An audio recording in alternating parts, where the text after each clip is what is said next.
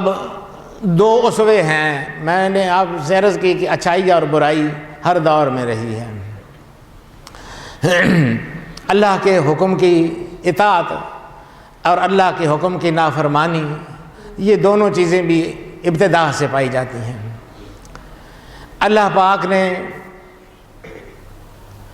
حکم دیا سارے فرشتوں کو بمائے ابلیس کے آدم کے لیے سجدہ کرو، فرشتوں نے سجدہ کر دیا، ابلیس نے سجدہ نہ کیا، یعنی اللہ کے حکم کی خلاف ورزی اس سے بھی ہوئی۔ آدم علیہ السلام کو اللہ پاک نے فرمایا اس درخت کے قریب نہ جانا، وہ چلے گئے، بظاہر اللہ کے حکم کی خلاف ورزی ان سے بھی ہوئی۔ اب فرق کیا ہے؟ خیر اور شر کا جب تقابل آتا ہے تو فرق یہ ہے کہ شیطان کو اللہ پاک نے کہا کہ تو نے کیوں ایسا کام کیا؟ شیطان نے کہا انا خیر منہ خلقتنی من نار وخلقتہ من طین، میں نے ٹھیک کیا ہے، میں اس کو سجدہ نہیں کرتا ہوں، میں اس کے آگے سجدے کیوں کروں؟ مجھے تو نے آگ سے بنایا ہے، اسے مٹی سے بنایا ہے، آگ بڑی نفیس شے ہے، لطیف شے ہے، مٹی گندی شے ہے، اس گندی شے سے بنے ہوئے آدمی کے سامنے میں سجدہ کروں جو آگ سے بنا ہوا ہوں؟ انا خیر منہ، میں اس سے بہتر ہوں، میں اس کے آگے سجدہ نہیں کرتا ہوں۔ آدم علیہ السلام کو کہا کہ آدم یہ کیا؟ میں نے تمہیں منع علم انہاکما عن تلکما الشجرہ، میں نے منع نہیں کیا تھا اس درخت کے قریب جانے سے۔ کہا ربنا انا ظلمنا انفسنا، ہمارے تعالیٰ غلطی ہو گئی ہے، ظلمنا انفسنا، ہم اپنی جانوں پر ظلم کر بیٹھے ہیں، وَإِن لَمْ تَغْفِرْ لَنَا وَتَرْحَمْنَا لَنَكُونَنَّ مِنَ الْخَاسِرِينَ، مولا تو نے اگر نہ بخشا ہماری اس غلطی کو، تو نے ہم پر رحم نہ کیا، ہم بڑے گھاٹے میں رہ جائیں گے رب العالمین۔ تو نتیجہ یہ ہوا کہ اس نے انکار کیا اور اپنی بات پر ڈٹا۔ اللہ پاک نے فرمایا اخرج منہا فإنک رجیم، نکل ادھر سے، تو لعنتی ہے، مردود ہے۔ اور آدم علیہ السلام نے جب ربنا ظلمنا انفسنا کہا، اللہ پاک فرمایا ثم اجتباہ ربہ، اللہ نے پھر اس کو وہی مقامات اور مرتبے عطا کر دیے اور اس کو ہدایت سے سرفراز کر دیا۔ نعرہ تکبیر، نعرہ رسالت، حضرت قبلہ دائم صاحب۔ تو دوستو، یہ آدمی کے ساتھ خیر و شر کا مسئلہ چلا آیا۔ انبیاء کرام سے بھی ان کے اس مقام اور مرتبے کے اعتبار سے جو باتیں قابل گرفت تھیں، کوئی نہ کوئی ایسی ہوئیں جس کی بنا پر وہ توبہ کرتے رہے، زاریاں کرتے رہے اور اللہ پاک سے معافیاں مانگتے رہے۔ ایک میرے اور آپ کے آقا صلی اللہ علیہ وسلم کا دامن وہ دامن ہے کہ اس پر کوئی اس قسم کا داغ بھی نہیں پایا جاتا ہے، حالانکہ یہ داغ ہے ہی نہیں ہے سرے سے، لیکن ایسی کوئی شے نہیں ہے آپ کے اس دامن پر جو اللہ رب العالمین کے سامنے قیامت کے دن پیش ہونے میں آپ کو کوئی ہچکچاہٹ محسوس ہو۔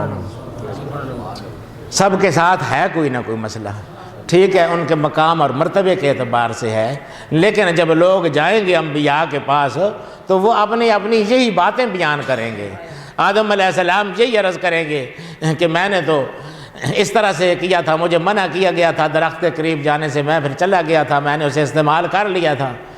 اسی طرح جس نبی کے پاس جائیں گے وہ اپنی کوئی نہ کوئی ایسی بات ضرور پیش کرے گا جس کی بنا پر اس دن اللہ رب العالمین کے سامنے جانے سے سب ہچکچا رہے ہوں گے، کہہ رہے ہوں گے کہ اللہ پاک آج بڑا جلال میں ہے، بڑا قہاریت کے ساتھ جلوہ افروز ہے، اس عالم میں ہم نہیں جا سکتے ہیں۔ اللہ نے اگر یہی بات پوچھ لی، دوسروں کی شفاعت کیا کریں؟ ہم اپنے ہی اب سوال ہم سے ہو گیا تو ہم کیا جواب دیں گے؟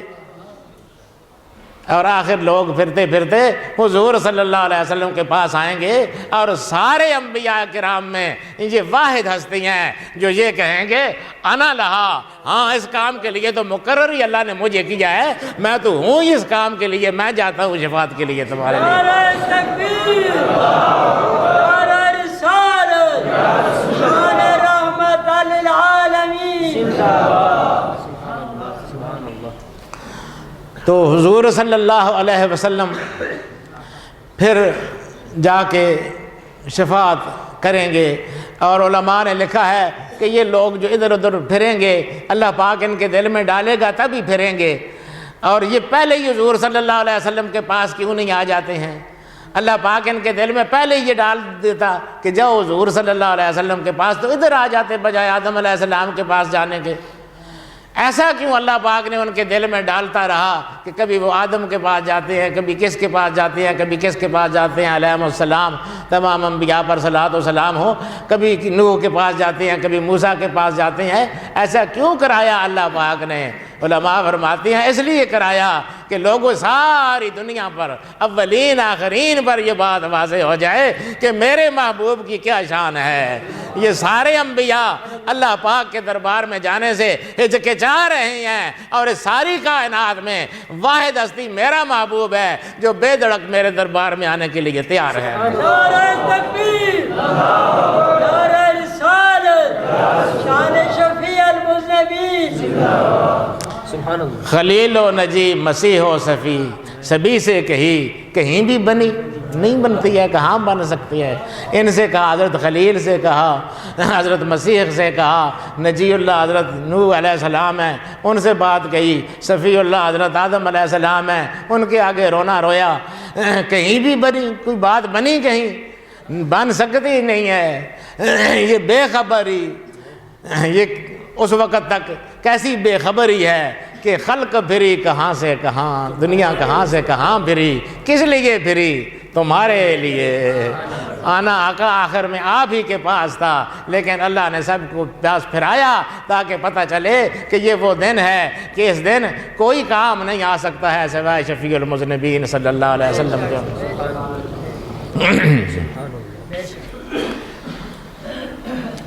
تو یہ خیر و شر کا جو تقابل ہے، یہ میں عرض کر رہا ہوں کہ یہ چل رہا ہے۔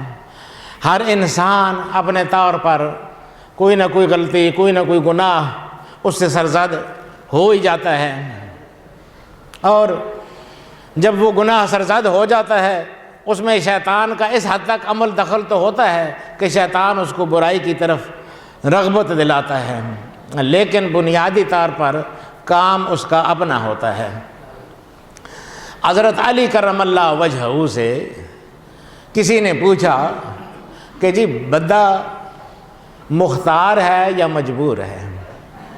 یعنی بندے کو اختیار ہے کسی چیز کا، اپنی مرضی سے کوئی کام کر سکتا ہے، یا مجبور ہے؟